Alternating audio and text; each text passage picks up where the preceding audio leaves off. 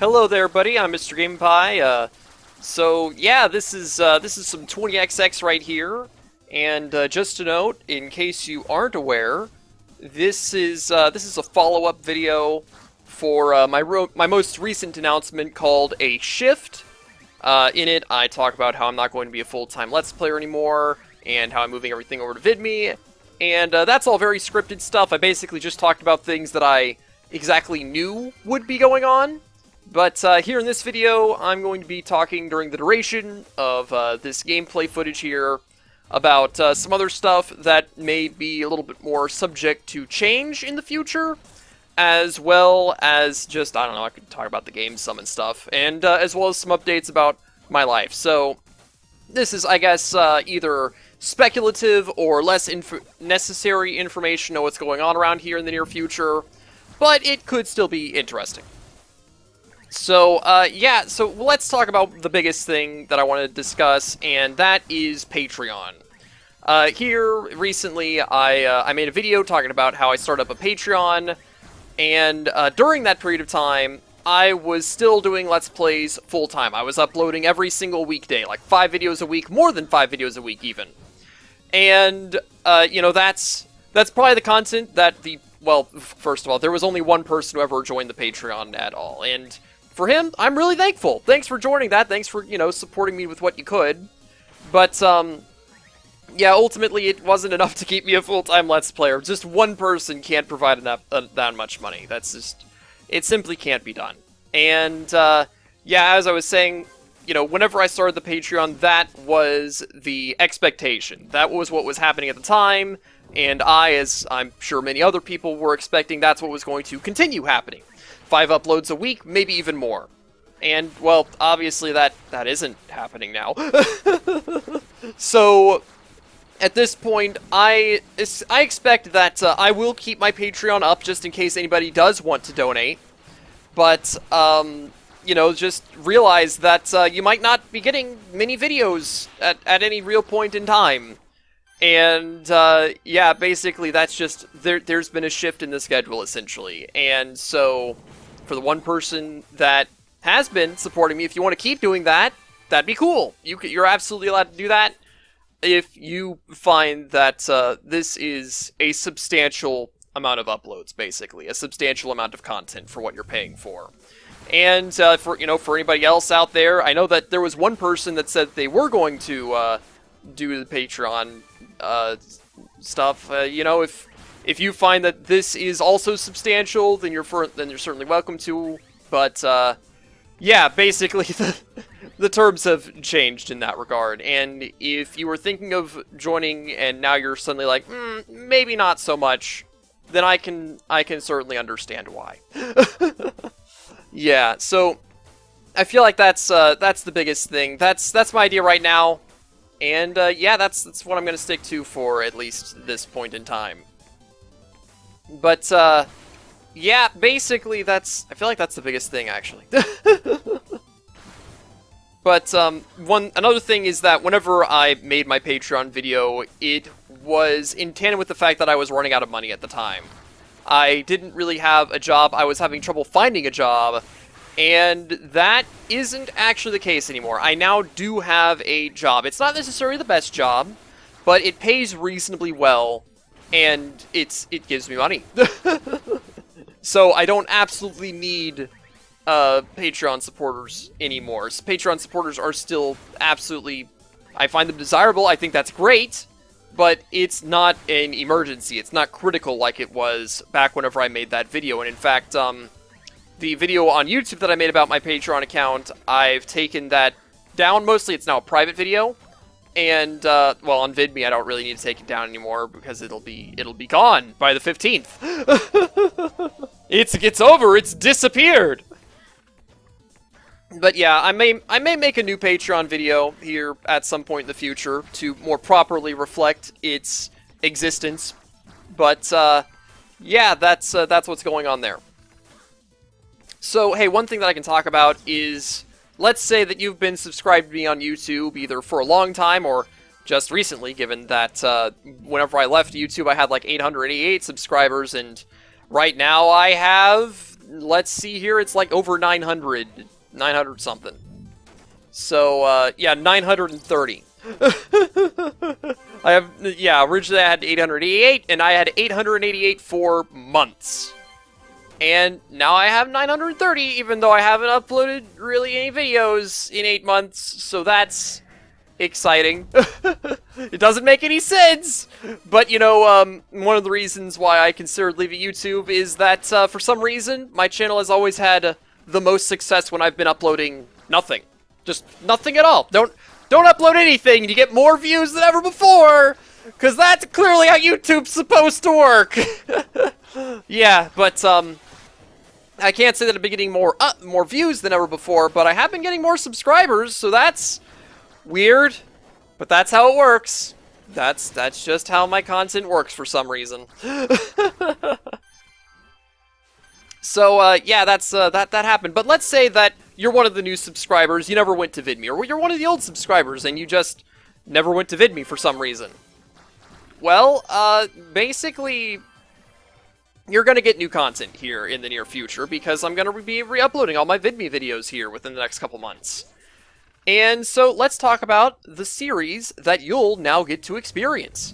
Because, I mean, obviously, if you're watching this, you could just go to my VidMe channel right now and just binge watch everything that I've uploaded for the past 8 months. But, I'm not going to have all of my videos re-uploaded by the 15th, so there will be a period of time where these videos won't be available to see. So the first VidMe series I did was Mega Man 10. And yeah, that was a redo of Mega Man 10. Mega Man 10 was the second Let's Play I ever did, and it was the first VidMe exclusive Let's Play. And yeah, it's pretty good. I love Mega Man 10. It's my favorite Mega Man game. And I went in reverse weakness order, and I had a lot of fun with it.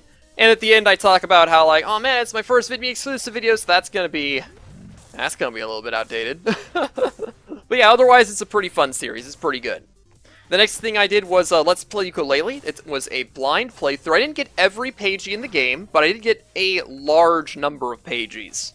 So, you know, that's pretty exciting. As a whole, it was a pretty relaxed series. You know, it was a blind series, so I didn't exactly have a whole lot of prior opinions.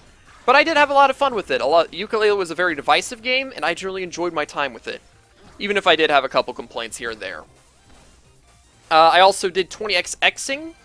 Where I played through this game that you're watching right now. This is 20XX. It's a roguelike Mega Man game.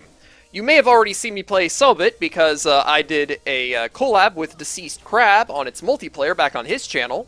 So, you know, you're certainly welcome to see that. But I also did a solo series on it for a while where I was going through the daily challenges. So that was pretty cool. I did eventually, basically, all the daily challenges were whenever 20XX was in early access. The game wasn't fully complete yet. And now the game is fully complete, and whenever it went fully complete, I did a playthrough of it. Basically, they reset all of my items, all my progress in the game. So I just kept doing playthroughs until I successfully beat the game for the first time.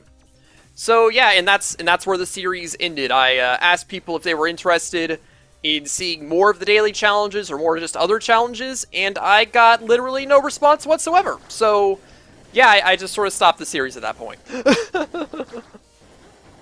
But, yeah, so let's hear, what was the next thing? Oh, yeah, I did a couple Touhou Let's Plays. Touhou is a series of bullet hell shooters, and they're pretty fun. I did Let's Plays of 10 and 12, although I never actually got to complete the Let's Plays because I was doing on normal mode, and I can't actually beat the game on normal mode. So, yeah, those series just sort of ended off. But then, a good deal later, I did what I call Touhou Easy Mode, where I played Touhou 10 through 15, all on easy mode. I actually beat them all, because I can beat easy mode. And, yeah, you know, it's pretty standard Mr. Game & Pie Let's Play stuff. I know the lore, I know everything about it. In this particular case, it's a very difficult series to play, so I wasn't quite able to finish it like I normally am, but still, it was a good time. And there's Minecrafting, where there's 4 episodes of Minecrafting. It's basically my old Minecraft blogging series, but under the new Ing moniker, basically. And it involved a new world and that stuff. And I haven't uploaded anything about it recently, but I'll probably upload more Minecrafting in the future at some point or another. Let's see here. Let's play, there was a Let's Play of Sonic Classic Heroes, which is a ROM hack of Sonic 1 and 2, which allows you to play as Sonic, Tails, and Knuckles simultaneously in a very Sonic Heroes fashion. It was a bit of a filler Let's Play, honestly, but it was nice. There was a lot of slowdown, though, so that was kind of annoying. Still, it's a pretty cool ROM hack that I enjoyed showing off, so that was good. Let's see, after that was Kirby 64, the Crystal Shards, the next entry in the Kirby series. Yeah, it's me playing a Kirby game. Kirby's my favorite series. Kirby 64 is a really great entry in that series. So, yeah, as a whole, that's a really fantastic series, and you should definitely look forward to it. After that, I did Mega Man 6. I generally enjoy Mega Man 6, and I had Deceased Crab as a co-commentator. So that was a lot of fun. It was pretty good. I use special weapons a lot, like I always do, and we had a really great time. I think that Deceased Crab and I have some really great synchronization in that regard. Then there was my blind Let's Play of Sonic Mania. My first playthrough was as Tails, so that was cool. Then I did a playthrough with Knuckles, with Austin on Sugar as a co-commentator, so that was pretty cool. And then I fought the final super battle with Super Sonic at the end, so that was the last episode of the series. And after that was Touhou Easy Mode. And then the last series that I've done was Super Mario 64 Online with Zelgan, George GW, and Austin on Sugar, and that was a really fun series to do. That was we had a lot of great times in it. It was really cool, and it was also my first time playing Mario 64, so that was pretty cool. I also did a couple Twitch streams. I only ever did 3 of them, and all of the streams had 0 viewers, so that was exciting. Yeah, and I did a Sonic Mania playthrough with the Knuckles and Knuckles mode. I played through Hiveswap for the first time. Hiveswap is the Homestuck video game, and I really liked the webcomic Homestuck, so that was really cool. And then I did a playthrough of Mega Man Super Fighting Robot. So yeah, I intend on uploading all these videos in their original chronological order. So yeah, that's a lot of stuff that you can look forward to right there.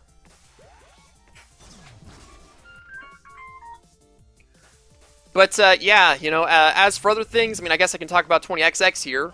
So as I said, I did a series of 20XXing, and yeah, there was an update to 20XX recently that added a good number of items to the game. A lot of them are really cool. I don't believe I've been actually using any of them here. I'm sorry, I haven't actually been focusing on the footage very much, considering that I've been talking about other things. But one thing that I've got here is I got kind of a high-risk, high-reward item called a Zookeeper's Burden, which basically there's all these little turrets around me that are flying around me. And they're things that you can collect. You can collect all these normally, but Zookeeper's Burden gives you one of all of them, but it also takes away your ability to shoot, so basically they're just automatically fighting for you. Also, I just got a new Murder Drone. Murder Drone is one of the turrets, and by getting another one, it upgraded the turret. So that's pretty cool. You can upgrade all of your stats in this game, your run speed, your jump height, your attack power, your weapon power, your health, your energy. And the turrets there, they are all actually related to your various damage values. The regular turret and the one that looks like a floating head that tries to body slam people they're both based on your regular attack power, and the penguin that flies around and the little dragon that does the flame breath, those are based on your power damage. So that's pretty neat. But yeah, as a whole, I think I'm basically just gonna leave y'all to it here, where I'm just gonna let y'all watch the rest of this playthrough, because hey, can't just leave you on a cliffhanger where it just stops. That's not cool. But yeah, so with that said, I'm Mr. GamePie, and look forward to all the re-uploads. If you've seen the re-uploads before, then maybe you could watch them again. If you've never seen any of the videos before, then hey, you got new content. That's pretty cool. But yeah, until next time, everybody, I'm Mr. GamePie. Y'all stay sufficiently awesome.